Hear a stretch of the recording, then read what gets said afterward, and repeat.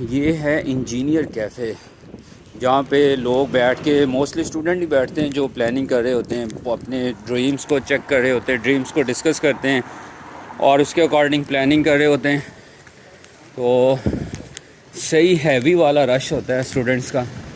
لیکن آج کل تو بس ہر چیز بند، گلیاں سنسان، خاموشی ہر طرف. اور ورنہ تو ایسا بہت زیادہ رونق میلہ ہوتا ہے یہاں پہ. اور آج کل تو بس یہ لائٹس نظر آ رہی ہیں، بلڈنگس نظر آ رہی ہیں، ایز سچ تو کچھ بھی نہیں نظر آ رہا. تو باقی تو بس یہی ہے سین. تو بس ایسے ہی ہے، زندگی چلتی رہتی ہے. اسی لیے کہتے ہیں نا انسانوں کو پڑھنا چاہیے. بلڈنگس تو دیکھیں آپ 20 سال 50 سال بعد بھی آپ تو چلے جائیں گے، یہ بلڈنگس ایز اٹ از ہوں گی.